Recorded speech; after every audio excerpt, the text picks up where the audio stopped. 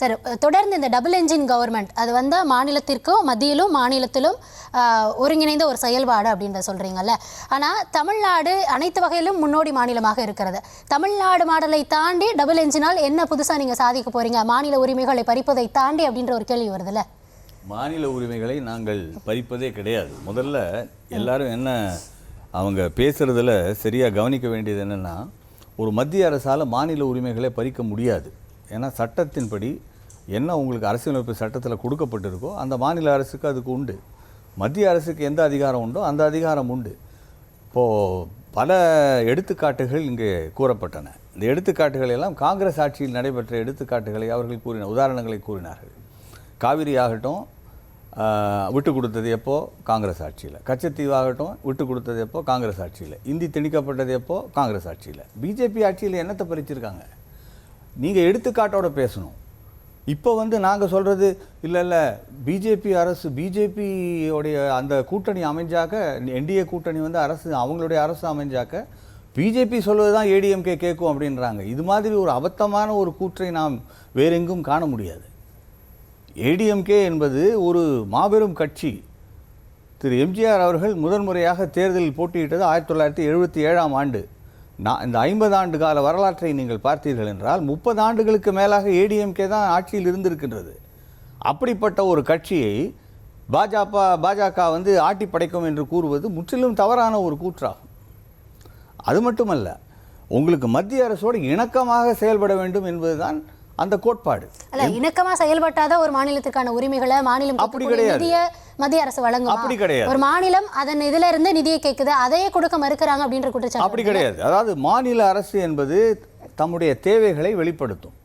மத்திய அரசு கொடுக்கும் இடத்தில் இருந்தால், கொடுக்கக்கூடிய அந்த அதிகாரத்தில் இருந்தால் கொடுக்கும். இப்போது ரயில்வே துறையை எடுத்துட்டீங்கன்னா தேவையை சொல்லலாம். அப்போ கொடுக்கறதுக்கு நீங்கள் 2 திட்டங்களுக்கு வேலை 4 திட்டங்கள் கொடுக்க முடியும். பாதுகாப்புத்துறையை எடுத்துக்கலாம். டிஃபென்ஸ் காரிடார் இங்கே அமைக்கிறதா, இல்லை கர்நாடகாவில் அமைக்கிறதா, இல்லை ஆந்திராவில் அமைக்கிறதான்னு பார்த்தீங்கன்னா தமிழ்நாட்டில் அமைக்க முடியும். அது மாதிரி நீங்கள் பல்வேறு கருத்துக்களை சொல்லலாம். இப்போ திருப்பூரில் இருக்கிற இப்போ இண்டோ யூஎஸ் ட்ரேட் டீல் எடுத்துக்கலாம். இண்டோ யூஎஸ் ட்ரேட் டீல் எடுத்திங்கன்னா அதில் இப்போ தமிழ்நாட்டுக்கு பல நன்மைகள் வரப்போகின்றன. இவங்க சொல்கிற பிரச்சனைகள் எல்லாம் வேளாண்மை பிரச்சனைகள், அந்த பிரச்சனை அதெல்லாம் மற்ற மாநிலங்களை சார்ந்தவை. நம்ம மாநிலம் பொறுத்த வரைக்கும் எந்த ஒரு பாதிப்பும் கிடையாது அந்த ட்ரேட் டீல். மெட்ரோ திட்டம் இந்திய மாநில திட்டமா இருக்கு, ஆனா மத்திய அரசு மற்ற மாநிலங்களுக்குலாம் வழங்கலையா அப்படின்ற குற்றச்சாட்டு எழுதுல. மற்ற மாநிலங்களுக்கு என்ன வழங்கி இருக்கின்றார்களோ அதை விட அதிகமாக வழங்கக்கூடிய வாய்ப்பு இருக்கின்றது. இவர்கள் போராட்டத்தை இல்ல போராட்டங்களை நடத்தி கொண்டே இருந்தால், அதாவது இதுல 2 பாயிண்டா பார்க்கணும். ஒன்று நீங்க முதல்ல அணுகிறது சரியான முறையில் அணுகணும். இவங்க அதையே சரியா அணுகலை. அதாவது அந்த கோட்பாடுகள் நீங்கள் பூர்த்தி செஞ்சாதான் அந்த திட்டங்களின் கீழே உங்களுக்கு நன்மைகள் கிடைக்கும். அப்படி இல்லாமல் கோட்பாடுகளை பூர்த்தி செய்யாமல் ஒரு திட்டத்தின் கீழ் எங்களுக்கு உதவி வேண்டும் என்று கேட்டால் அந்த நிச்சயமாக அது கிடைக்கப் போவதில்லை. ஆனால் நான் இந்த சிறு சிறு கருத்துக்கள் எல்லாம் நான் இப்போ இந்த திட்டங்களை பற்றி கூறுவதற்காக நான் இங்கு வரவில்லை. இன்றைக்கு இருக்கிற தலைப்பு வெற்றி வியூகம் யாருக்கு இருக்கின்றது என்பதுதான். வெற்றி வியூகம் நிச்சயமாக எங்களுக்குத்தான் இருக்கின்றது. 2021ஆம் ஆண்டில் இருந்த வியூகத்தை விட இப்பொழுது எங்களுடைய வியூகம் வலிமையாக இருக்கின்றது. இவர்களது வியூகம் இப்பொழுது அந்த வலிமையை காணும். காங்கிரசுக்கும் திமுகவுக்கும் இருந்த அந்த கூட்டணி கூட இப்பொழுது வலிமை இழந்து விட்டது. மக்களிடையே இப்பொழுது நாம் பார்க்கும்போது அந்த வலிமை எங்கே தென்படுகின்றது? மக்கள் இப்பொழுது என்ன நினைக்கின்றார்கள் என்றால், நிச்சயமாக இந்த கூட்டணி அமைந்தால் கூட இந்த 2 கட்சிகளும் சேர்ந்து செயல்பட முடியாது என்றுதான் நினைக்கின்றார்கள். அப்படி பார்த்தா மீண்டும் மீண்டும் அங்கதானே போய் புதிய இணைப்பு, புதிய கட்சிகள் அங்கதானே போய் சேர்றாங்க. யாருமே சேரல, புதுசா யாரும் போய் சேரல. எங்க கிட்ட இருக்கிற கூட்டணி ரொம்ப இன்டாக்டா இருக்கு. எங்க கிட்ட இருக்கிற கூட்டணியில பிரச்சனையே கிடையாது. நீங்க ஒவ்வொரு பார்ட்னரையும் எடுத்து பாத்தீங்கன்னா, காங்கிரஸோட வலிமையான கட்சி பிஜேபி, விசிகாவோட வலிமையான கட்சி பிஎம்கே, விசிகாவோட வலிமையான கட்சி பிஎம்கே. அப்படி பாத்தீங்கன்னா நீங்க ஒரு மகாபாரத போர் எடுத்து பாருங்க. ஒருத்தருக்கும் நாங்க தான் வலிமையா இருக்கோம். தமிழகத்தை பொறுத்த வரைக்கும் இங்க காங்கிரஸுக்கு எத்தனை எம்எல்ஏ இருக்காங்க, பிஜேபிக்கு எத்தனை எம்எல்ஏ? அது மட்டும் இல்லாம நான் இன்னொரு பாயிண்ட்க்கு வரேன். அது மட்டும் இல்லாம இந்த 5 ஆண்டு காலத்தில் இந்த அரசு என்ன செய்திருக்கின்றது என்பதை மக்கள் பார்ப்பார்கள். இப்பொழுது அதிமுக ஆட்சியில் இல்லை, திமுக தான் ஆட்சியில் இருக்கின்றது. ஆட்சியில் இருக்கும் அந்த கட்சி என்ன செய்தது என்றுதான் பார்ப்பார்கள்.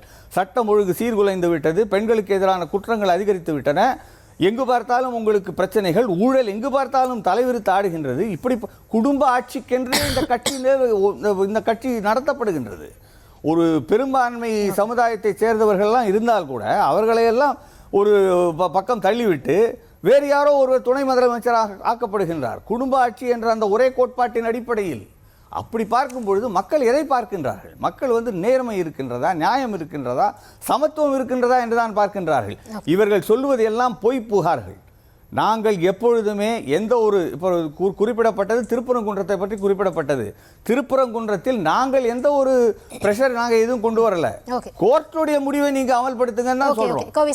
அது உச்ச நீதிமன்றத்தில் இருக்கு. அது முடிவு பண்ணலாம்.